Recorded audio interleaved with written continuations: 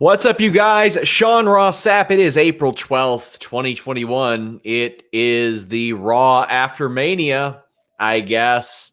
Technically, it didn't feel like it. Wow. We're going to talk about all that. Of course, we had tons of WrestleMania coverage this week, and today was one of our biggest Fightful Select days ever. We had tons of new subscriptions. I have an exclusive story on a big change to an end of a WrestleMania match, and what was maybe supposed to happen, what got changed, who was responsible for changing it, and some unhappiness surrounding it. Spoiler, it's The Fiend and Randy Orton. So go subscribe there. We also had the creative plans leading into tonight's Raw. I don't know that anything creative happened to Denise, but Denise Salcedo, you have joined me. Here we are. I don't even think creative is like the right word to use. Sometimes you can be creative about something and yeah, it may be a miss, but at least you tried. There was a lot of really bad stuff on tonight's show. There was a lot that I really cannot defend, a lot that kind of really irritated me, which is very unfortunate because I went into the show thinking, all right, cool. It's Raw after Mania. I'm excited. We saw a lot of great stuff these last couple of days on NXT, on WrestleMania. I mean, there was a lot of stuff that I genuinely loved on all of those shows. So it was kind of very unfortunate today to have to sit through Raw and see a lot of things that you're just like, why? Why did this happen? I do not get it. And all I have to say is this. If this show would have been in front of a real audience, real actual living people, the crowd, especially the Raw after Mania crowd, they would have completely, I think, they would have hated it. I agree. And let me tell you, people in our chat are sounding off about how bad this show was. Please leave a thumbs up if you are watching here. I got to plug a couple things. Tuesday night, tomorrow night, Alex Palowski, 10:10 p.m. Eastern. We'll have the Sour Graps NXT show here on youtube.com/Fightful. So make sure you guys show up, tune in, show them some love. And then every Wednesday at 10:10 Eastern, myself, Robert DeFelice, and sometimes Alex will be coming at you live with the AEW show. Let's read some of these super chats about this show because it was a real bad one. I am Malucha says, spare me no details of how bad it was, Fightful family. I was binge watching Prison Break with my mama instead. Oh, I'm glad that you were spending some quality time with her. Those are 3 hours that we're not going to get back, Sean. Like, that was it. 3 hours of our life down the drain. Kate Hensler has said, why were so many stories from Mania dragged on? Sometimes that's a tradition, but I think that it should be sort of a new, fresh approach. It should be. Yes. Remember after Revolution, and I hate to be those people that compare and contrast, but I have to because it's such a good example of this. After Revolution, one of the things that people loved from the following Dynamite was that they loved the fact that there was a lot of new stuff that was happening on the show. And that is what I like, especially after WrestleMania. WrestleMania should be the place where you end things on a big exclamation point, not on a question mark, and, keep things coming back new and different. That's the point of Raw after Mania. Well, Ed says that was a Raw after Mania. Technically, it was. And August 3 says, hope you all enjoyed tonight's episode of AEW Dark Elevation. Wonderful show. You should check it out to cleanse your soul from Raw. I will be watching that tonight after this show, actually. Also, I'm very excited to watch this Stone Cold documentary on A&E that they promoted tonight. I love A&E. I love Stone Cold Steve Austin. I love WWE documentaries. I'm excited for that. God, I'm so there's so much content to watch right now. I still need to watch the last hour of the Jericho Broken Skull sessions. I need to watch this, biography. There's a lot going on. Most of the super chats we're going to get to before we even start the review because it is nondescript stuff about how bad the show is. Lee Mann says, at a certain point, I blame myself for expecting anything different from WWE. Why do they hate good things? SMH. Oftentimes I'll have people, some people will think I'm a negative Nancy, but some people will say, oh, you're giving WWE too much credit. You're giving him too much of an opportunity to make things better. That's because I hope that just one day somebody will wake up and say, you know what the foundation of all this can be? Maybe it can make sense. Maybe we can just make sense of some stuff. But Denise, it does not seem like they are interested in doing that. And here's the thing is that, and I'm guilty of that too, of having hope, being, optimistic about certain things. And that's because they have gotten a lot of things right. There has been a lot of things that I've loved, things that I didn't think I was going to love, ended up loving. And so that hope is always there. I wouldn't be a wrestling fan if nothing was ever good at some point. That's the thing. I want a baseline of, can it make sense and can it be decent? Because I want to enjoy everything as is. I just really want to like everything. Ryan B. Jam says, in the 90s, Raw is war. In the 2020s, Raw is pain. I think this terrible Raw deserves to see that SRS singing he hates Raw video. Yeah, it ain't good. It ain't good. I'm so bummed out. Really, I am. Because it's just, it was just little minor tweaks and changes that had they occurred on today's show. I mean, it would have just been like so much better. Just little things here and there. Them bringing back a couple people, I was like, okay, cool. But it didn't make up for what they had here. Colt Bedeau says, I think every Raw or SmackDown, we're supposed to forget anything happened before and let their 5,000 video packages and recaps show us what to remember. I'll tell you something that disheartened me, Denise. I saw people whose opinions that I respected online saying, oh, everybody talking about how Sasha and Bianca needed a better build. Look at that. And I was like, no. I thought it was a perfect match. I thought it was great. But I thought it was great because those two women are so good that they overcame all the dog shit. And you know what they didn't include in the video package? The great video package, mind you. No Reginald. No, can they coexist? None of that. 80% of that build was gone, Denise, from that video package because they don't know how to book people anymore. See, and we all knew that they were going to have a good match to begin with, but the build was still terrible. Yep. I mean, it was really easy. It was a really easy story to tell, but that didn't happen. And yeah, I mean, but we all knew that the match was going to be great from the start, but that doesn't diminish that it could have been a lot better had the build actually been done good. I know I fixed the bangs, guys. Thank you. Because they were awful last time. People are putting you over. To fix it. I've been trying out different looks on every stream this week, so I haven't looked the same on any stream. People like it. It's a hit. Thank you. Justin LaRose says, by far one of the weakest Raws after Mania. I feel like I wasted my time. Yeah, buddy. If you watch about 10 minutes of this show, you got it all. You got a Viking Raider returning. Cool. Charlotte's promo, I loved. And you see who the top contender is. All right. Man. Chris Hutchins sends a great super chat. Big thank you. Love night 1. Night 2 was all right. Main event was perfect. Then Raw happens. Congrats, SRS, on all the content you've been pushing out. It's all great. Subscribe to Fightful Select. Thanks for making Denise cuss on Quizzlemania. You're welcome. You're welcome. No, yes. You're supposed to say you're welcome. Not me. WrestleMania week isn't over, and usually I thank our staff after all that. But I mean, there's so much going on. Big thank you to Ryan Cook for all the live coverage. Big thank you to Jeremy Lambert, Gisberto Guzzo, and Robert DeFelice for all their work. Alex Pawlowski on podcasts, Kyler James on social media, and then, of course, everybody who helped on the watch along. We had so many people, Maggie, Hannah, Cam, Joe Pearl. Like, there were so many people, Rob Wilkins, that came in and did those watch alongs on twitch.tv/Fightful Gaming. I really appreciate Denise Salcedo, doing the NXT TakeOver Night 2, Raw after Mania. You took 3 hours of your life to watch Raw and then an extra hour of your life to come talk about it. Yeah, you're welcome, Sean.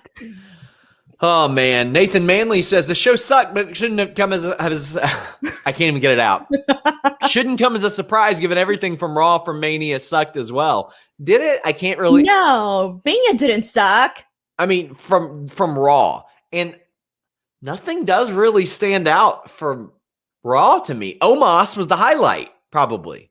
Yeah. Well, okay, no. Right, Lashley and Drew McIntyre kicked ass. Yes, that match ruled. Thank you. Yes, that match actually, I also loved Sheamus and Matt Riddle. I love that match. Okay, that was good too. But by the way, where's Sheamus tonight? Could have been worse. Could have been worse for him. Maybe it was good that he wasn't on tonight. I'll tell you what. He's on Raw Talk, so he's there. Where's AJ Styles and Omos tonight? That's true. We didn't even see them. It's like the people we should be seeing. We didn't see. We should be seeing them. They just won championships that everybody should want to see. Man, we've got so many people are like, he's on Raw Talk. Good. Why isn't he on Raw? Yeah, and how many people watch Raw Talk? Not nearly as many. I mean, we've got, I guess good for us, lots of super chats about how bad this show is. Nick says 5 weeks is a long time to build backlash. Not generally, but with the way WWE books, it sure is, Denise. Man, I just realized because for some reason I thought that because we already have like a matchup, I already thought, all right, cool. We're not that far along from WrestleMania Backlash. By the way, it's going to take me a while to get used to saying it that way. But 5 weeks is kind of a long time, though. Yeah. YouTube Championship Wrestling says this Raw was the worst of 2021. I think the Charlotte promo for me keeps it from being the worst. It's not enough, though, Sean. How long was her promo? You're right. 3-5 minutes out of a 3-hour show? You know what? It's not enough. You're not wrong. You're not wrong. Let's hear you talk about Alexa Bliss and Bray Wyatt. Alexa Bliss cuts this promo, Denise, because we got so many super chats about how much it sucks. I got to sort them. Alexa Bliss does this promo, and I thought her delivery was great. Every time she's got to do something, she's great at it. But then she shows this little doll named Lily, and then it bites at the camera. Seamus Dunn says, where does the Fiend go from here? The bin, hopefully. He's going to feud with Alexa Bliss. That's what's going to happen. Is he, though? He kind of seemed over it today by the time they got to the Firefly Funhouse. Like, he casually mentioned, like, oh, yeah, it's not going to be the same without her. But nah, dog. He's going to feud with her. She ain't letting it go. Is that, should I be excited for that? No, hell no, you shouldn't. You've sat here with me and watched all this stuff, and I still got people in my mentions mad. Oh, I like it. Good for you. You can like it all that you want, but you're not going to sit here and tell me, let it play out. Just let it play out. I've been letting it play out, and newsflash, guys, I broke the news on Fightful Select. Here's a little smidge for you. Here's a little smidge for you. You know what talent were told of an in-game regarding this story, Denise? Who? Nothing. They weren't told anything. There was no end game to this all along. All along, there was nothing. They were told no direction. I asked, hey, guys, was a Firefly Funhouse match ever planned? And they're like, they weren't told anything all along up until like last week. Where's this going to go? So you're telling me that we didn't have meanings to anything that we were seeing? Like, what was the plan after Randy Orton set the Fiend on fire? What was supposed to happen after that? He was going to sit around. He was going to wait around for a while. That's it. What about the motor oil coming out of Randy Orton's mouth? What was that supposed to say? I'm sure they'll do some stupid thing to half-ass explain it, but. What about Lily? What do we know about Lily? Who gives a shit? I don't care about Lily. It's going to be some more stupid thing that people will pretend is okay, but it's not. Zach Barber says, as long as Alexa and Fiend exist in their own world, I'm good. I'm going to be the demon Alexa eventually, or who's going to be the demon Alexa eventually conjures to fight Fiend. I don't know. I wish their world existed on like Main Event or something. See, eventually that world is going to have to blow up and he's going to have to join everybody else. And then it's just going to be weird. Like, you're not going to take the Fiend seriously. And if they, have somebody lose to the Fiend, that's automatically going to kill that person. So it's just right now I don't know what they need to change this completely, like completely change this. And I don't even know. Okay. So remember we were talking about the fact that kids were supposedly like really into this. So I had kids at my house yesterday, 2 of them around, 6, 7 years old. They got all excited when the Fiends came out and Alexa Bliss. And I thought, all right, here you go. Like, they're interested. The second the match started, they left, Sean. They left. It's just a cool, let me see what they look like. Let me see if anything creepy happens. And then bam, gone, zero interest. So like, I don't even know how much of like the people that are actually interested in this actual storyline even really care. I wonder, did your barber say anything about this or Bad Bunny? No. Actually, I do have something funny about Bad Bunny that my sister said. Go ahead. So my sister, she's 14. She's 15. Excuse me. She's 15 years old. Your sister is. I was editing a video about Bad Bunny, and she was just behind me minding her own business, and she was listening to my voiceover, and she said, what the fuck does Bad Bunny have to do with WWE now? And I just started laughing. And I had to explain to her what was going on, the fact that she didn't know Bad Bunny was doing WWE now. She said, like, what the fuck does he have to do with it? Wow. That's what my sister said. The language. We're savage over here, Sean. Like, over here, we got a potty mouth. The language. A true story, okay? True story. Wasn't my barber. Please leave super chats to combat Denise's dirty mouth. Trent Gaspard says, I'm guessing Alexa stole some of Danhausen's jar teeth for her new friend. I've got news on Danhausen coming to Select tomorrow. Got an interview coming with him Wednesday. Stellar Justin Lopez says, what a waste of our time. I do think fans were in attendance. They would have made it better, but they just said F it. I do too. I think that if fans were there, it would have been better, but it just wasn't, Denise. It's kind of weird. It's so weird to go from having these, 2 nights of a crowd and then going back to the Thunderdome. Like, and I get it, they enhanced it and all of that, but it's just, it's hard. It's like you go from like up the cloud 9 to like bam, back down to the ground. And I do wish that there would be, I don't know, some sort of way that, we can at least get a little bit of people, something. More super chats about how much this show sucked. Joel Pearl says, sat in the Thunderdome for a full 3 hours. I'm numb. Ryan B. Jam says, Raw was a 1 out of 5, but Denise is a 10 out of 10 tonight. Dang. I'm getting Betty Boop vibes. Also, SRS is there too. Goddamn right I am. Jose Flores sends a nice super chat. He says, this is for SRS's freedom from Facebook jail. I would say today. You're always in Facebook jail, Sean. Well, I'm not nice to racist people on Facebook, and that gets you put in Facebook jail. He said, I would say today was a waste, but Charlotte's promo and legs, respectfully, were fantastic. Well, we don't need to speak about people's physical appearance like that, but you know what? Charlotte's promo, let's break up some of the hatred with something good. I loved the promo. Charlotte Flair came out, and she was like, I can't even get on WrestleMania. She's like, I challenged Asuka. She's like, all these other girls were on there. I'm better than all of them. And I couldn't get on WrestleMania. And she was like, all you people that think I'm taking your favorites' opportunities, I am the opportunity. I loved that line. Denise, to me, this is the best thing on Raw. What do you think? So, Sean, I have to be really honest here. And I don't care if people get mad. This needs to be said. All right. Charlotte Flair is awesome. And the amount of comments that I have been seeing as to people saying, no, there should be other people in her spot. She's just there because of her last name. And I'm thinking, are you like that is not an argument anymore. Like, that's not an argument. Go back and look at the body of work. Give me a real argument here. And I loved the line where she said that, basically the fact that she's pissed off about Mania. And I have to be honest, like some of the worst matches were the tag team turmoil match on night 1, was the women's tag team match on night 2. So she kind of has a point. I mean, you could have put Charlotte against somebody else and that match would have been phenomenal. But instead we got that and that wasn't great. So I like the fact that she incorporated a lot of truth to to this promo tonight where she calls the fans delusional, all of that, because I do think that Charlotte Flair deserves the respect that she gets. And I like this new character. I love what she's doing. She's rolling with it. She's rolling with who, people think she is on social media. So might as well do it. So kudos to Charlotte. I'm rooting for her.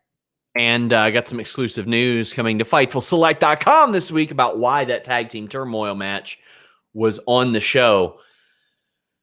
I agree. I thought Charlotte knocked it out of the park, but this is a natural role for her. Them trying to make her a baby face, that ain't a natural role. If everybody wants to say she got where she was because of what her name is, then let them think that and play off of it and utilize it from a heel perspective. But she's a top level performer. Now, I know that a lot of people don't necessarily like her. I thought it was good, and I thought that this promo, in comparison to that weird promo they had Rhea Ripley cut backstage, was night and day. And Denise, that type of promo that Rhea Ripley cut backstage, my confidence is what got me to where I am. That is exactly what got her not over last year after she won the title and they had her come out and cut those robotic promos, whether it's her cutting robotic promos or it's them writing them. It wasn't good. That ain't her strength. find her a manager. Do something else. This was not good, Denise. I have been the biggest supporter of Rhea Ripley in like Same. each and every stream. So it really, the last 24 hours have kind of really sucked because unfortunately I did not like her match with Asuka at WrestleMania. I was very disappointed in it. I'm not going to have great things to say about their rematch today. And with this promo, it was robotic. She doesn't feel like she shouldn't be a heel. Like, I don't like it. Like, it doesn't feel natural. It doesn't feel like what she should be right now. And what I actually thought was weird was, what was she looking at during this promo? That was one of the things that kind of threw me off. It wasn't just a robotic scripted promo, but she was like looking at something. She wasn't looking at the interviewer. She wasn't looking at the camera. It was really, really strange to me. Yeah, I'm not sure. I'm not sure. And I mean, I know we were in a new Thunderdome, by the way. It was laid out different. There were video screens around the entrance, and it looked a little bit different. I thought it looked good, but I don't know what she was looking at. Yeah, it kind of threw me off for a bit. I was like, what's she looking at? And I think I was like more focusing on that than the actual promo itself, which it was just one of those things where you notice something and it just like, you just can't unnotice it.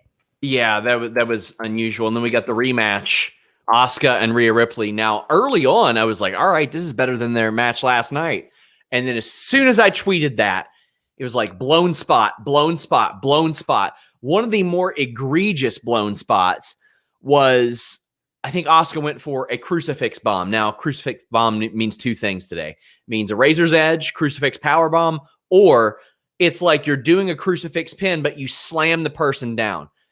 I don't like that spot if they don't do it right in WWE so often. And instead, what it looked like was Rhea Ripley Samoan dropped her.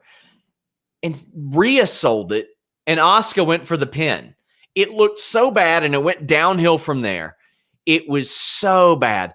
Somebody brings up a good point. Rhea might have been reading off a prompter or something. I was wondering that too, but why do you put the prompter on the side? You put the prompter where the camera lens is at. Mm-hmm.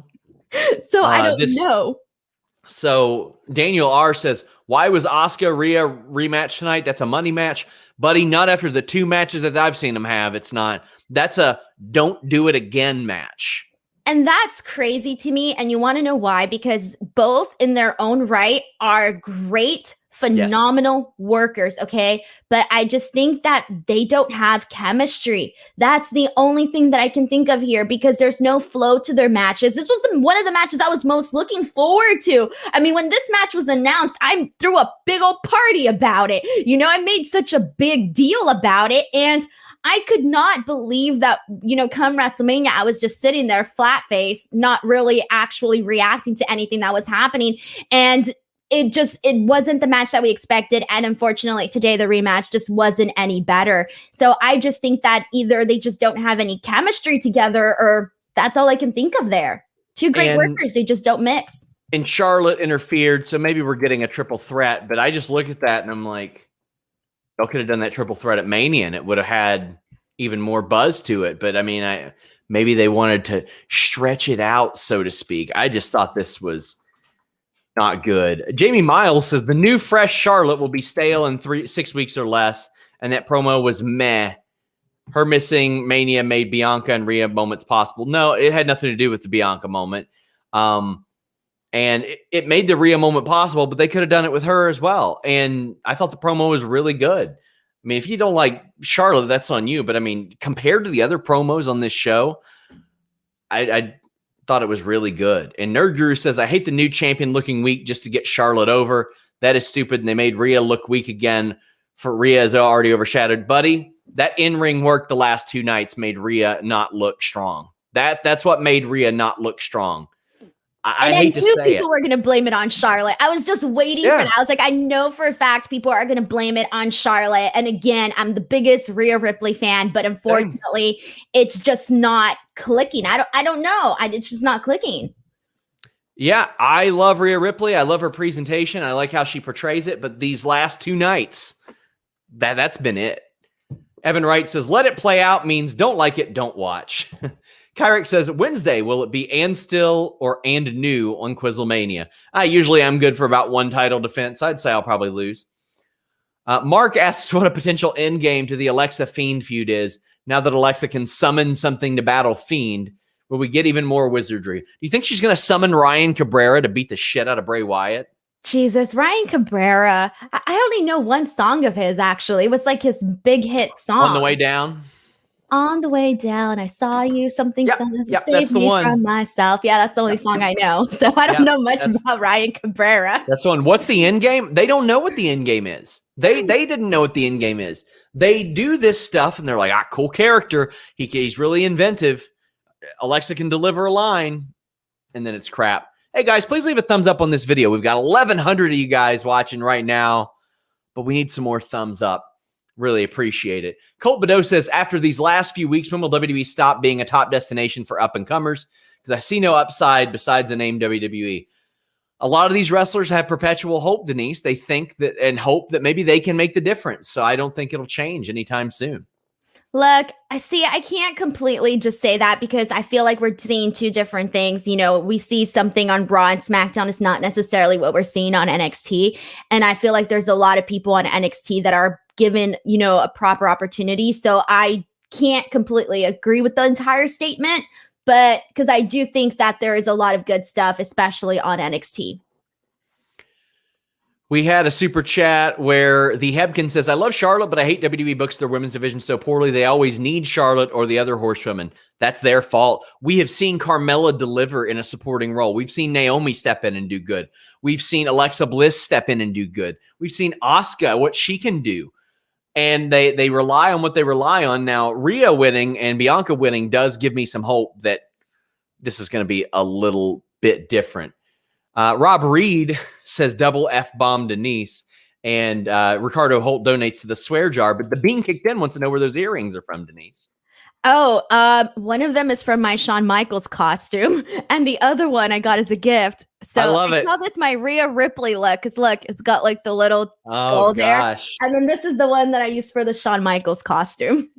CJ Dar says, why is it so hard to find new matchups? They have so much talent that they do nothing with. They had a couple tonight, like the New Day, Elias, and Riker thing that we're going to see 100 times, and Viking Raiders, who haven't been on TV in forever. But yeah, Norm Summers says, officially a member of Wrestle My British Granny Select. The bangs look great, Denise. SRS is great. Nothing nice to say about Raw. Wish WWE would stop using this same, and I wish we could stop using that and creative in the same sentence. Apologies for messing that up. Volab says sour graps from Alex for this show is going to be one worth paying for. Oh boy, will it ever. So for those of you who don't know, Alex Palowski, who did these reviews with me, I thought he was a little too unfairly negative on our post-show reviews. So I said, you know what, man, I'm going to give you your own review on Fightful Select. So now he does it and he hates on things for like 80 minutes, 90 minutes, and he gets to say whatever he wants. He's getting the Fightful Select show or the Fightful show on Tuesdays. And now he's got his Raw and SmackDown shows on Select as well. It's like we're half an hour in. We haven't even talked really about one match, because everybody's talking about how bad this show is. Evan Wright says that we convince him to watch because of the Rave Mania reviews. Thank God for Elevation. That's sad. I mean, I'm happy people are wanting to watch, but I wish it was over a good thing. I do too, because, when it's good and people like it and it's fun to talk about good stuff. I had a great time chatting about WrestleMania these past few days. Especially night one. Night one was so great. Exactly. And even with the whole weather delay, even that, I thought, oh my God, this show's going to go down the hill. Yeah. But it didn't. It ended up being pretty dang awesome. So, it sucks. Brandon Charles Powell says WWE keep lowering the bar, or we keep lowering the bar for Raw, and they keep outdoing themselves, making it bad. Avery Dunn says, I know it's subjective, but I'd love to know how the people that cape for WWE Creative can defend this. I fell asleep during this show. Man. Frayne Chile says, as a proud AEW mark, I found this show hilarious. I at least watched it with Luke and Ollie on their live stream. They were not happy. They stayed up for this. I saw Luke pop in, and he was mad when we started this show about how bad this show was. And he should be. They're up at like 3, 4 in the morning over there covering this because it's the Raw after Mania. I could not. No, I would not be. I would be livid right now. Livid. And we are still on the Charlotte Rhea thing right now. We still haven't moved on. Now, of course, on Raw Talk, Rhea went off unscripted. Once a month, we get that promo, that let me say what I want, let me do what I want promo. Brandon Charles Powell says that the hatred for Charlotte is self-fulfilling prophecy. At this point, people will just blame her for everything. Charlotte is a great heel. Brandon, I agree with all that. Like, I think that Charlotte is a main event crossover star, Denise. I agree too. And it's kind of, I kind of get annoyed like when I see like people try to find like a reason to blame Charlotte. I'm like, bro, like don't do that. Like I get it. You don't like Charlotte. Cool. You're not a fan. All right, cool. I'm not a fan of everybody either, but to bury somebody for no reason, I mean, come on. So we've got plenty more super chats. If you guys think I've missed your Raw Sucks super chat, I haven't. I'm taking them down, but I do want to get some more into this show. I really enjoyed the Riddle Bobby Lashley interaction backstage, where Riddle's being the annoying little fly going around, and Lashley's like, I'm not wrestling tonight. And then not only does Riddle quote him, but he says the dates in which he says all this stuff, which I thought was very funny. But then Bobby Lashley beat the living shit out of Matt Riddle. I mean, beat the crap out of him. Riddle has hit goofy territory, and I don't know if they're going to be able to recover from him because he has lost to Ali, Sheamus twice, and now Bobby Lashley. Now, I didn't want him to beat Bobby Lashley, but this was a drubbing. Now, I'm all for Bobby Lashley looking strong, but to me, I think Riddle's one of those guys that is versatile enough as a performer. He can joke, he can be serious, and he can wrestle that you want to keep serious. There were so many people they could have done this with. Good in ring, but what the hell, Denise? Again, I'm sure go down the Raw roster. I'm sure you could have plucked out a couple of guys that could have been great options for this. I don't understand why they had to have Matt Riddle in the spot, especially after the fact that he had one of my favorite matches, at WrestleMania with Sheamus. I thought that match was phenomenal. So the fact that they went and completely buried him, I mean, he was squashed. He was tossed around like a rag doll. And yeah, it was fun to see him, the squash itself was fun had it been somebody else. I just didn't think it was the proper spot for Matt Riddle. I think that Bobby Lashley could have buried somebody else, but I didn't like this for Matt Riddle whatsoever, because it's like, if I'm supposed to take him seriously in next week and 2 weeks from now, am I though? Really? Am I though? They're leaning on this scooter stuff way too much. I did like that spot in the beginning, but that was before I knew this was going to be like the match that it was. Yeah. But I was actually hoping for a nice competitive match between the two. I didn't need Matt Riddle to win. I'm not mad that he didn't win. I'm more mad at the fact that they didn't actually give him any sort of competitive match. DJ the Kid says, who the hell did Riddle piss off backstage? He lost the title and then got the piss beat out of him. It's quite the contrary. He has shown Vince McMahon that he can be funny. And when you show Vince McMahon that you can be funny, that's it. That's a wrap. But it's like, come on, there's guys that have done funny and were able to still have competitive matches. And literally the only person I can think of right now is Kurt Angle, and that was like forever ago. But it's years ago, yeah. It shouldn't be that way. Like, you should be allowed to be funny and have a personality, and also be able to have serious matches. That makes you more lovable. Look, Big E does it so well, and now they've went the opposite to where he doesn't do anything funny. He's just all serious. Rob Reed says, are we supposed to forget that Riddle is a UFC caliber MMA fighter? What was that squash? I mean, Bobby Lashley was also, he had a really good MMA record. I'm not going to say he was a really great MMA fighter, but you don't accidentally go 15-2 as an MMA heavyweight. Oh, man. Cyclops is better than Wolverine says, back when Raw after Mania was men. Yes, indeed. Ryan B. Jam says, with how much of a pile of dog crap Raw has turned into, Becky is Becky want to go to any other brand? I'd rather her go to NXT UK. She'd do some great stuff there. She ain't going there. That's for sure. And Daniel says, I get WWE will make money, but they cannot have shows like this when Thunder Rosa versus Britt Baker are on AEW. Casual fans like me will lean towards AEW. Well, I think AEW is really banking on it. I think that they're really hoping that you tune in on Wednesday, you're on a high from WrestleMania, and something special happens. That's what I think. I don't know, man. So many people have such different views and Yeah. viewing patterns and opinions. Like I thought I understood everything that everybody would like, and that's not necessarily the case. Nerd Guru says, got my vaccine today, yet watching this Raw felt more like a needle to my eyes and was less painful. You got more side effects from this one. Bezos says, forget Hogan Warrior. This is negative or -5 stars. It wasn't boring. It was actively damaging. There's a reason SmackDown main evented both nights. And most of the fond memories are from SmackDown shows, too, or from SmackDown matches. JoJo says, hi, Sean and my favorite Denise. Raw was atrocious tonight. It was hard to get through. Honestly, had to regroup, then come back. It was awful. Look, people just don't like it. Let's throw some analysis in here. By the way, can confirm Miz and Mrs. is better than Raw. Jamancito Gomez says he liked the new commentator from MLB Network, just doing play-by-play. That's Adnan Virk. I didn't like him tonight, Denise, but he was different, very different. His voice was different. He was not used to the WWE style. There were a lot of things that he did this week that he will not be doing moving forward. I thought Tom Phillips was fine, but it's going to take some adjusting. It's his first night.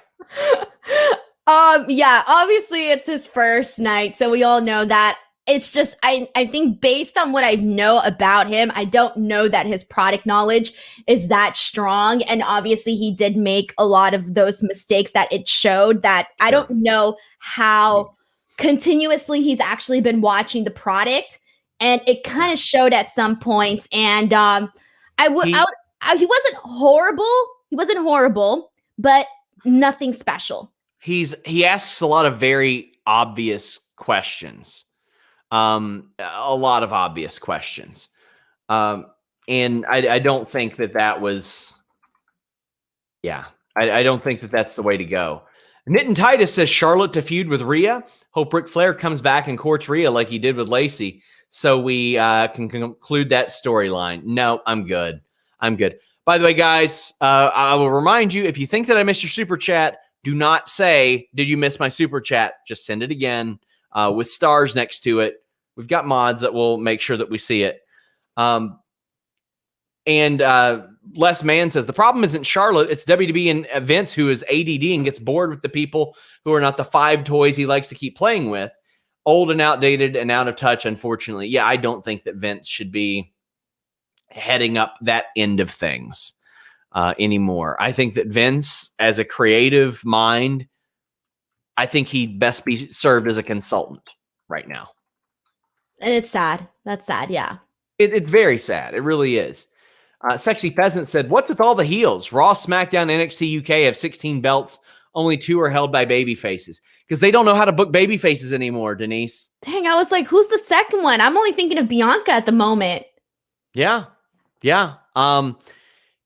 Zach Barber had sent a super chat earlier that I remembered, and he said that they set Charlotte up for failure. I don't agree with that. I thought that Charlotte knocked this one out of the park. I thought that she did great there. I thought she did great. She looked great. Everything she said was on point. She's feeling it, man. And it's like, if that's like, might as well do it. Like, she's going to get so much heat from this. And I honestly think that she will get some good heat from this. And I like what she's doing. I like the decision that they're going with for her so far.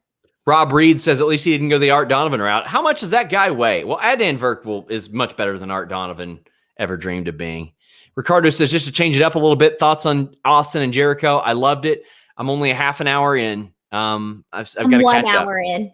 But I did love the story. I won't spoil it for you just in case you haven't gotten there. But I love the story where he talks about going to Vince's house. That was awesome. And his WWE debut story was good. And then that was the last portion. After that, I had to pause. So I need 1 more hour. Guys, get your super chats in. We'll read your question statement on the air. Viking Raiders are back. Ivar was at WrestleMania in gear. The Thunderdome, as I mentioned, you can tell it looked a little bit different here, but this was a new team back in a little bit of a different environment. I liked seeing them back. That's good. They beat not the Hurt Business, Shelton and Cedric, so things aren't looking good for them. Several thoughts on this. I thought that Eric looked a little bit out of shape. He wasn't matching up with Ivar in terms of like Ivar came and he did not skip a beat whatsoever. Like he came in fast paced, action, nonstop. Loved it. I thought he looked phenomenal. In terms of Cedric and Shelton, unfortunately, them leaving the Hurt business, we knew it was going to hurt them. And today it showed. Obviously, I wasn't expecting them to defeat the Viking Raiders coming off of this return, but they didn't. They kind of just seem like your regular old guys on the roster. They're just kind of being knocked down a nod. As of right now, Ivar is the biggest return of the weekend. Yay. Because, I mean, Charlotte wasn't gone that long. No, Zach, she was gone for like 2 weeks? I don't know. Zach clarifies the super chat. It was that they set up Charlotte for failure because they wanted Becky, not Charlotte. Not tonight. Nobody reasonably thought that Becky Lynch was returning tonight. No, if anything, it was quite the opposite. It was yesterday where poor the Bella twins were put in that spot where everybody thought it was going to be Becky. So it's actually different. They set the Bella twins up for failure. Yeah, I felt so bad for them. Like, really, I did, because they got booed. They shouldn't have gotten booed. They just got inducted into the Hall of Fame. People loved Bayley too. Kate says a huge LOL to them thinking commentary was the ish. Yeah, it wasn't for me. And I'll tell you what else wasn't for me. This tag team stuff with the women. Okay, so the backstage segment I liked. Shayna is making fun of Mandy rewinding, and Mandy walks up and, Nia's doing the haha, that's funny. And Mandy goes, yeah, sometimes you just don't see these things coming, and slaps her. I loved that. And they jumped her. That was cool. Then the match happened, Denise. Oh boy. And the in-ring work, it was good. Mandy hit a nice drop kick, and then Nia's going to get on the apron, and she slips and she laughs. And we got the old Sheamus spot, Denise. You know that spot, the spot where he bullies people. And he's like, hey, that's funny. Then he gets punched in the nose. Old Sheamus. Well, then Mandy and Dana are like, no, I'm leaving. This is it's not worth it. It's not worth it. I've got so many different rants going through my head that I can't uncork one because some dork on Reddit will be like, you take this too seriously. No, why should I give a fuck who wins if the wrestlers don't care who wins? They cared so little about this match, they hit the bricks. A win over the tag champions gets you a tag title shot. Now, maybe Nia will be so mad that she's like, I'll give you a title shot just to get you in the ring. But what does that say about Adam Pearce to let that happen? It undermines the credibility of the entire show. And what it shows me, Denise, is you don't have to watch this because nothing matters at all. The way I saw this was the babyface team lost because they are afraid. They were scared. How am I supposed to get behind that? As a viewer, you are telling the viewers you should no longer care about this team. You should no longer take them seriously. Again, if in a couple of weeks, all of a sudden I need to take Mandy and Dana seriously, I'm going to think back to this and be like, well, why? If they had a chance and they just decided to be scared and walk away and call it a quits. And it's a shame because I thought that I was going to come on the show and tell you something totally different because I love that backstage segment. When they came and slapped Nia, I thought that was great. I thought, wow, they're actually giving them something to work with finally, because I had been rooting for these girls too. I was excited for them being a team. And then, they come and they do this, and it was just completely opposite of what I was expecting to actually come out and say here. So it really sucks. They did them no good whatsoever. Really no good. D'Lo Diggs says, I got 2 words for that women's match. What the fuck? And then Aaron Entertainment said, what the hell was that? I don't know. It completely undermines the point of the show. And I mean, this AEW wins and losses matter thing is not like a new thing. It should matter. These wins and losses should matter. Just because some dork producer told you it shouldn't doesn't mean that it shouldn't. Because that's why you watch. You watch for the moment that somebody wins, the moment that somebody gets their comeuppance.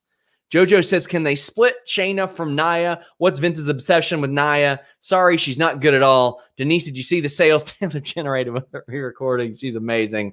I love her. You want to handle that last part? Well, I just literally, it's insane how well she's doing with those re-recordings. It's crazy. And I also bought a new shirt today. I spent $45. Jesus Christ. We gave you a raise. I wish they would. That's where my money's going. I wish they would split Shayna from Nia. And Vince's thing is that Nia is really tall. And she's the giant for them. And she's technically one of the best booked people on the entire roster. When you think about it. And I don't know what to say. Why? There's so many other people that I feel I don't know, you want to see something like that with? It's bad. Terry Allen Jr. says, no explanation from Bray. The Fiend healed himself. No continuity. Yeah, that's what they want you to just be able to explain it away as magic. They don't want you to go make anything make sense. They don't want you to, they don't want to have a definitive explanation. They want you to draw your own because they're lazy. Adrian Zavala says, where does Bliss go from here? Didn't she gain a superpower and pinned Asuka? Keep up the good work. Apparently she doesn't care about anything. I don't know what she just wants to raise hell. She's got all this power. I don't know. I don't know, man, because all of a sudden today she was Miss Independent. She was like, I don't need the Fiend anymore. Yeah. Evan Wright says, Sean, are you excited for Buttlander on Wednesday? Yes, I'm so excited. Chris Statlander is back. And for John Silver to troll her on BTE. Sean Blanford says, who would have thought splitting up Bray and Bliss would have made them more interesting characters, hopefully. Yeah, this was just bad. I don't want to watch any more Fiend or Alexa Bliss or the Puppet. I'm done with them. They screw up every creative thing that Bray Wyatt has all the time. I saw quite a few people that they were pretty excited about the Firefly Funhouse being back. Yeah, Bray was optimistic. That's about it. We covered the segment.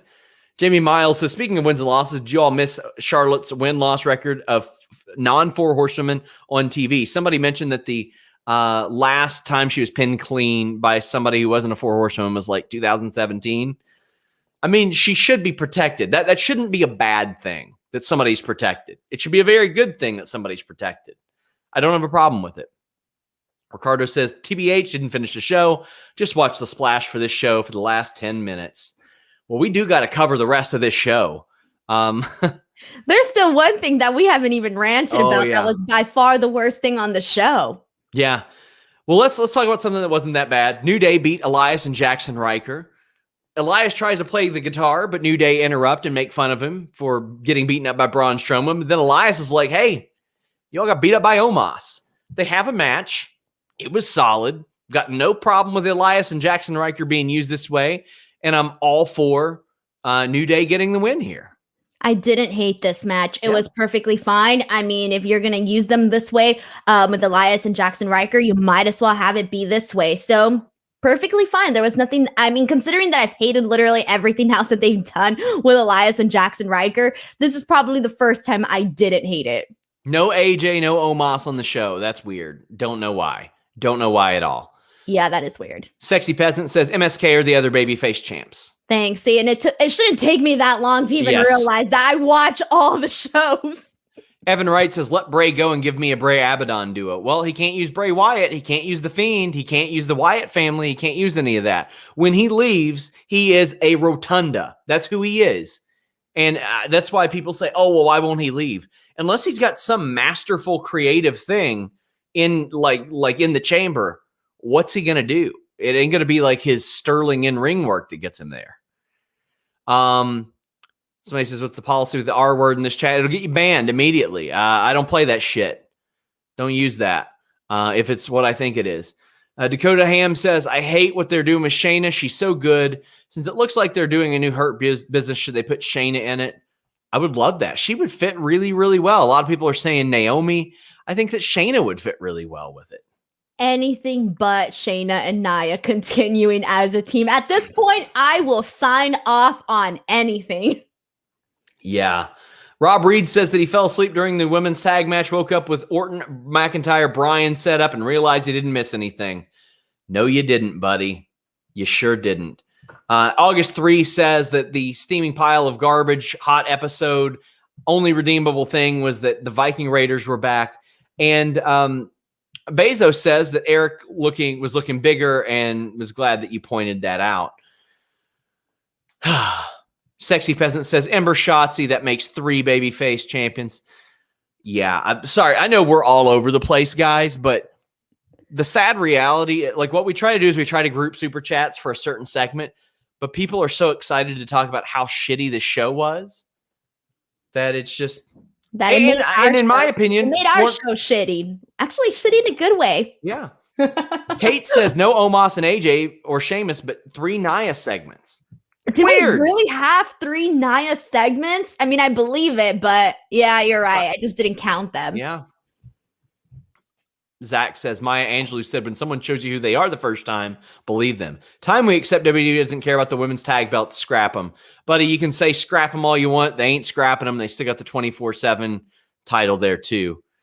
And Aerocool says, to give you a break on the Raw analysis, what are your thoughts on the following? Chandler, Oliveras, Usman, Mazavidal 2, McGregor, Dustin 3. I think McGregor beats Dustin. I think Usman stomps Mazavidal, not even close. I think Oliveras will pull off an upset against Michael Chandler. By the way, I'm doing a goddamn watch-along of that Jake Paul, Ben Askren fight this Saturday. Tune in. Nathan asks if Nikki Cross would join in this Fiend Alexa stuff. It's the only time they use her. Might as well. She's not on the show at all. They won't even put her in a tag team. Have her team with Peyton or something. And people, I know Sheamus was on Raw Talk. I don't care about Raw Talk. I don't give a shit who's on Raw Talk. It doesn't matter. It does not matter. Thank you for telling me. Go ahead. That's like, I forgot what I was going to say. But yeah, it's weird to me that people are making a big deal about him being on Raw Talk. Why? I've missed like 99.9% of the history of Raw Talk unless I see it on social media. And that's usually if it's something big enough to make the rounds to essentially get to my social media timeline. Guys, please leave a thumbs up. Also, while we're here. Oh, you got the wrong one again. Hot diggity dog. Oh, you're going to get in trouble. Here we go. I still have it uploaded from last week. Fightfulmag.com. That's the Fightful magazine. There we go. I still had the other one on StreamYard. John Cena versus Conor McGregor dream match as written by Alex Palowski. I did some writing for it, as did Brandon Howard, Molly Bell, Joe Hulbert, Taylor Hendricks, Jimmy Van himself, Joe Ferraro talking about his friendship with George St. Pierre. Check out FightfulMag.com. First edition is digital. It will be physical moving forward. But you know, Denise, if things aren't physical enough for you, check out our friends at BlueChew.com.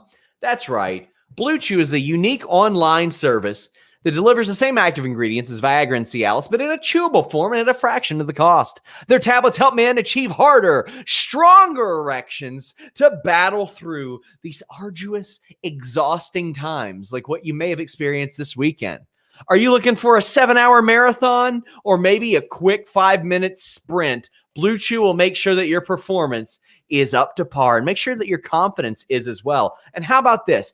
Made in the USA, prepare and ship direct. It's cheaper than a pharmacy. You might say, how is it cheaper than a pharmacy? Well, you don't have to wait in line at the doctor's office. You don't have to wait in line at the pharmacy. So you don't have to deal with them. You get prescribed online when you take their questionnaire. They find the right ingredient and strength for your prescription when you talk with one of their licensed medical providers. And when you're approved, you get the prescription within days. All online, no more awkward conversations. If you don't like swallowing pills, you're good to go. It's a chewable, and they know you're going to love it because they're giving you your first shipment free. All you got to do is pay $5 shipping when you use that code FIGHTFUL. First shipment free. I know it's been a long week, but you know what? If you're running out of steam, BlueChew.com code FIGHTFUL is going to help you out. Somebody says, where do you think Rhea got that confidence from? Zach Barber says Riker didn't need a blue chew after beating up 2 black guys tonight. Well, he didn't. He's gonna need one because he got beat. He got beat.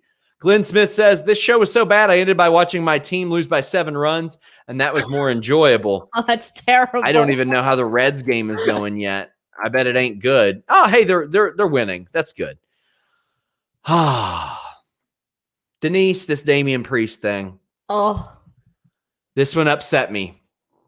And I knew it was going to happen, and I said it was going to happen as soon as Bad Bunny hit the bricks.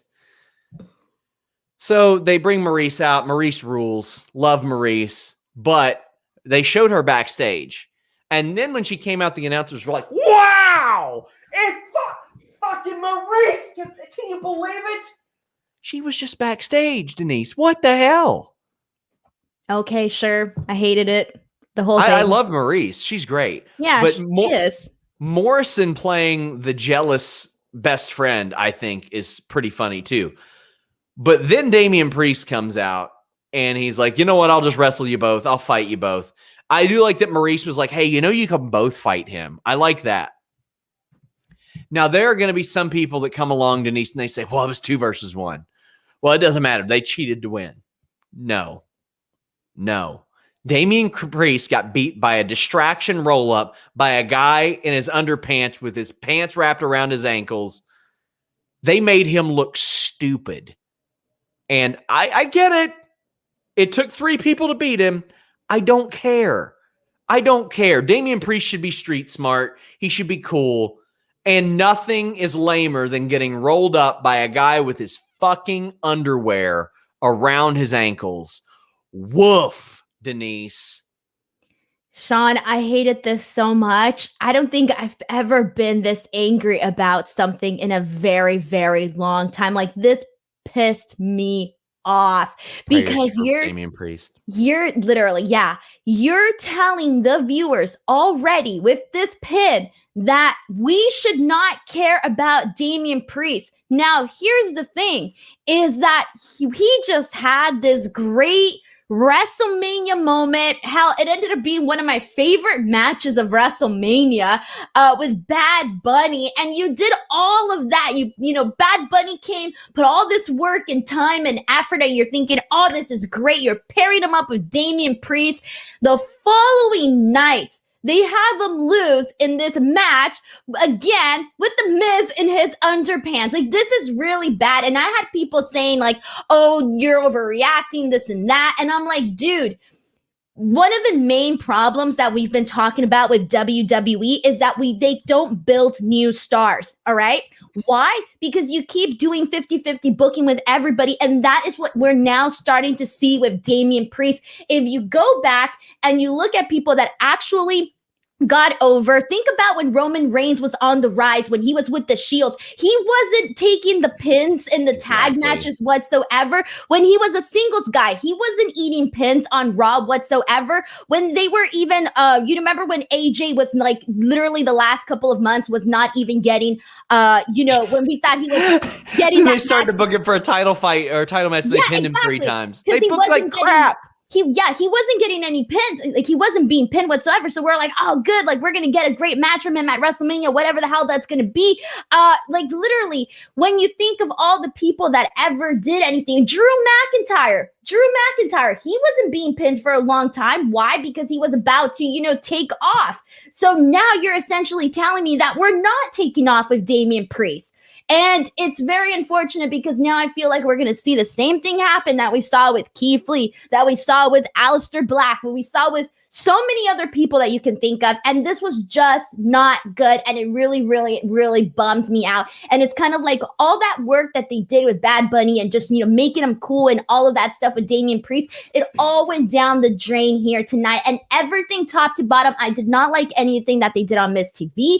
I didn't like, I love seeing Maurice, but I didn't get anything out of it. There was nothing that I thought that she brought that was exciting for the show other than her being on there. It was a plug. It was a plug for the show. Exactly. After. That's it. Right. A plug. Okay, cool. We could have gotten another plug some other way. But this, from top to bottom, I did not like anything that happened. And I do think that people should be upset about this, especially if you thought they were actually going to do something with Damian Priest.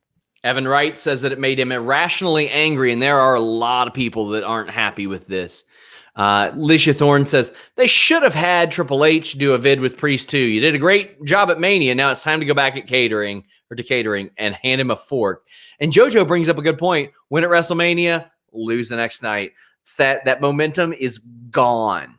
That momentum is just gone. That he benefited from hanging out with Bad Bunny and getting that big win.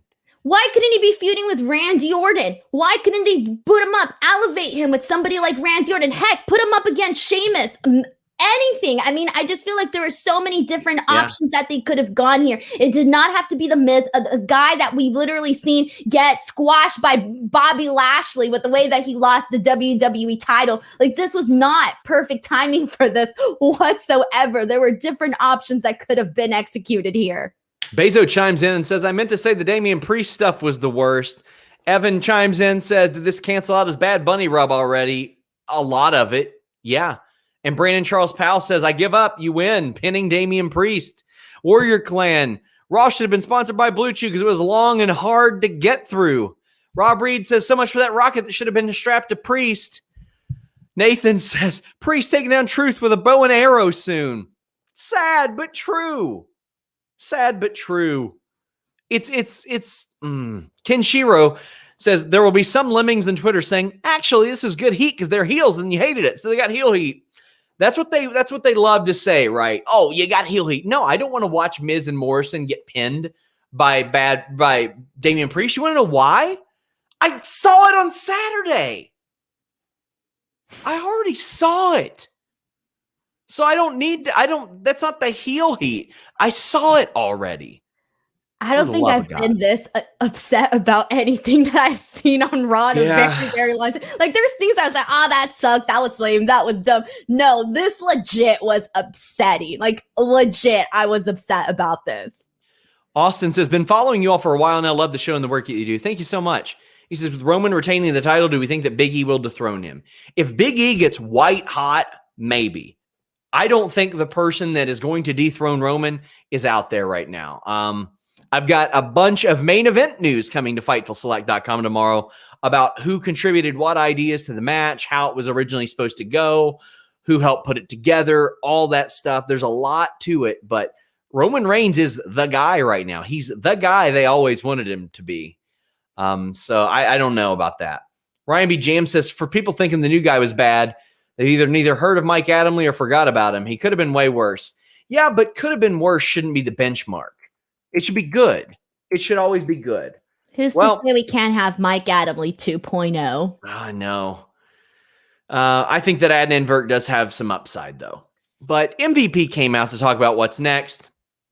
Drew McIntyre says he's got no excuses. Braun follows him and says, get the back of the line. Randy Orton says he's no longer distracted. And Adam Pearce says, hot diggity dog, that's a triple threat match. We reported that on FightfulSelect.com today as well. Please subscribe. I like that the top contender match was a couple of people who won and then a former champion, but Drew did lose his title match on Saturday. WWE loves to do their matches 2, 3, 4 times, but I'll say that we got a match that had stakes with it at the end of this show. And the match was all right. It was very fast-paced. I really loved Drew McIntyre crashing stairs into Braun while he tried to do the choo-choo train. The choo-choo train? Orton hit the RKO, but Drew hit the Claymore and got the pin. But that ain't what anybody's talking about, Denise. That's not what anybody's talking about. Let's go ahead. Flim Flam Mandrew sends a super chat and says, they killed the Hurt Business so Lashley could team up with Corbin and Retribution. And then somebody says, or Warrior Clan says, I said this in the select chat tonight, but if MVP's working with T-Bar and Mace, can MVP get them to their true identities and get the masks off? Yes. Even though, like, you can say, like, oh, it kind of looks cool. Unfortunately, it's kind of like, because they did so bad with they did Retribution so dirty that now no matter what, those looks are going to be associated with Retribution and like how bad of a failure that was. So I do kind of hope they do away with all of the Retribution look, get it off, get it off. I don't mind them, doing stuff with the Hurt Business whatsoever. Just make me forget about Retribution. Well, that's not what they did. Mason T-Bar came out and attacked Drew McIntyre after this. Now, that was a bad Adnan Vert call. He said, it's Mace and T-Bar, and they're teaming up on Drew McIntyre. No shit, Sherlock. They're friends, and they're beating him up. Come on. That is something that Vince is going to be like, goddamn pal. So I say that more out of frustration for Vince McMahon than I do for myself. But it was just one of those calls that I was like, he ain't going to be doing that one again. No. There was a few other ones. I think I saw on Twitter, I didn't catch this on air, but I think he called Drew McIntyre the Celtic Warrior. Oh, no. Impor316 says, let me get this straight. MVP forms the Hurt Business to rid WWE of Retribution, then kicks out Shelton and Cedric so Retribution can form the Hurt Business. This company. Yeah, it was stupid. Dio Madden and Dijak could fit probably fairly well in the Hurt Business. They could. But I mean, like, are Shelton and Cedric going to go after them? Well, why would I care? I just watched them get beat tonight. And then really not that great of a match, to be honest. And it's like, what are they going to go? Are they going to team up with Drew and help him? Why would Drew like them? Drew doesn't give a shit if they like Lashley or not. He doesn't like them. Yeah, I don't want to see Drew make friends. I want to see him be on his own. He's fine on his own. I'm exhausted. Andrew Lolivar says, are they really going to have their number one babyface lose 2 pay-per-views in a row? Why would they get rid of Shelton and Cedric for Retribution? Ew. I mean, question mark. Dijak's real good. Dijak's real good. Dio Madden's got some work to do, I'm sure. I haven't seen him work that much. He's got a great look to him, though. He looks really big and intimidating. It's just they don't give you a reason before this. They were losers. That's why Ali kicked them to the curb, because they were losers. Now, if MVP says they need... Ali doesn't want them, why would Bobby Lashley want them?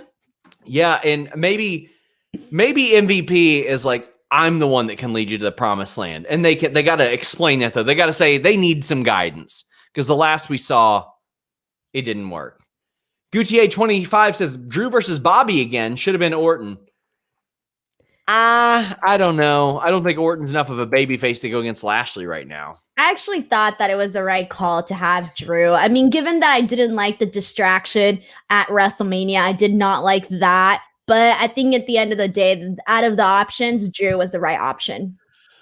Fellas, we are heading down the home stretch. We have a few super chats left. Get them in if you want them. Leave a thumbs up, please do. And don't forget, Tuesday night, post-NXT show with Alex Palowski. Wednesday, post-AEW show, myself and Robert DeFelice. Thursday, we do a Twitch watch-along of Impact. And Friday, the post-SmackDown show. But that's in addition to Fightful Select. We have an MMA show over there, Backstage Report with exclusive news from WrestleMania, the Q&A show, 2 Alex Sour Grap shows. The list goes on, as well as the Weekender. My God, I almost forgot we have so many. Steven Jensen did 90 minutes of all the indie coverage of WrestleMania weekend. And on top of that, myself and Jimmy Van wrapping up this wrestling week on Wednesday for the List and Your Boy, our weekly news show. Ken Shearer says, my mother is Puerto Rican and wanted to see Bad Bunny at Mania. She absolutely loved Priest, and now I hope she doesn't want to keep watching. Yeah. I don't know what to say. I can't think of anything dragging in people to take interest. I asked my grandma, actually, when I was watching NXT, if she'd want to watch some wrestling. She said no. Crimson says, working on this stuff for Peacock opened my eyes. Good WWE moments are few and far between. That's why I stopped watching, and my depression went away. Well, I mean, it doesn't depress me. I would rather do nothing than talk about even shitty wrestling to you guys. It's my favorite thing to do. But they're very good at highlighting their good moments and making you think that those happen a lot, but they don't. David says, we could have a cool U.S. title picture with Sheamus, Priest, Riddle, and Dijak, but no. That's the truth. They've got all this great mid and undercard talent, and what they do instead is just beat people to death. Exhibit A, Matt Riddle today. That's Nathan, just today. Yeah, Nathan Manley says they opened the forbidden door for one day to get some buzz, then put this display on. This fizzled worse than the exploding ring in AEW. I wouldn't say that bad, but the way that I didn't pay like $70-something for Raw today. Not only that, you paid that much for a contest for somebody else to watch it too. Yeah, seriously, that too. Mark says, can Cedric and Benjamin join Retribution? Why would they wanna? And Rob Reed says, of all the wrestlers that Vince has made use one name, how is Dijak not the one name being used? I've asked that. Like, his name was Donovan Dijak outside of WWE, and then they're like, Dominic Dijakovic. Then they were like, T-Bar. No, just call him Dijak. All capital letters, Denise. It makes too much sense. I have no comment. I'm exhausted. I'm legitimately exhausted. I have more further questions on. So our last super chat, Colt Bedeau says, when was the last good Raw? When Heyman was in control? I'm sure there's been a good one since then, but consistently, I think it's been over a year probably since we've had consistently good Raws. Yeah, I'm trying to remember. I remember like maybe one or two where we came on here and we're like, this is a good show. Yeah. Some of the Mania build was good with Orton and Edge and Drew McIntyre last year. Yeah, I think during that period we had some good ones. Norm says, I prefer pro wrestling to sports entertainment. Going to spend Mondays with AEW Elevation, and you beautiful people. Last 3 weeks have been rawful. Well, that's what we're here to do. We're here to talk about wrestling. And Evan Wright wraps us up and says, Omega, Takeshita, and Nakazawa versus Seidel Brothers and Danny Limelight next Monday. More excited for that than anything possible on Raw. Well, you know what? If some of you are saying, who's Danny Limelight? Myself and Denise both have interviews up with him. So I had him first. He likes me more. I doubt it. No, he doesn't. Yes, he does. Guys, thank you all so much. This has been a very, very busy week. I please want you guys to tune in tomorrow night and check out Alex's post show. Show that guy some support. Send that guy some super chats. I said to him and I said to Denise about the upcoming Impact shows. If they make 1 cent, I'm so happy for it because we aren't doing those shows already. We just they're brand new shows. Denise is going to be hosting Impact post show specials, not just the Big Four. I'll be on those as well, but the monthly specials as well. Sean has an interview with Omega too. Yeah, I do. Well, you got to get a couple of shots in, Sean. But have you seen my long list of interviews? Yeah, it's pretty easy when WWE PR hits you up and like, here because they like me. By the way, got something to tell you off the air about that. Oh, Warrior Clan says, did you guys see that WWE made Jimmy Lloyd put on a Hurt Business shirt at Mania? It is so funny. Did they not give him his shirt back, by the way? I don't know. I don't think he got his shirt back. I think he had to wrestle with the Hurt Business shirt. Jimmy Lloyd Hurt Business memes are like the best right now. Denise, tell the people where they can find you and what you're doing. All right. YouTube.com/Denise Salcedo. That is the place to go. Seriously, I do like a lot of random stuff on there. So seriously, go check that out. Twitter and Instagram @ Denise Salcedo. I am trying to get to 20K Twitter followers by the time it's my birthday. I need 1,800, I think. And I have 30 something days to do it in. So if you haven't followed me, go ahead and give me a follow. I'm super active on there. I have 1 million shows a week and I will be tweeting those out each and every single day. So if there's wrestling on, you can bet I'm doing a show someplace. So definitely go to my Twitter, and that is where you'll get all of that information. I feel like I have 1 million more things to say, but that's about it for right now. So now I'll be here for 20 minutes. Somebody says I need to interview Adam Page. How about this? Fightful's interviewed him 4 times. I've interviewed him. Jeremy's interviewed him. Stephen Muehlhausen interviewed him. And I did a making a finisher with Adam Hangman Page. It was not the Buckshot Lariat. It was the Deadeye. So make sure you guys look that up. There's a lot of like hidden gems in the making of finishers a lot of you guys probably don't know about. So check those out. Guys, thank you all so much. I will see you again on Wednesday. We are out.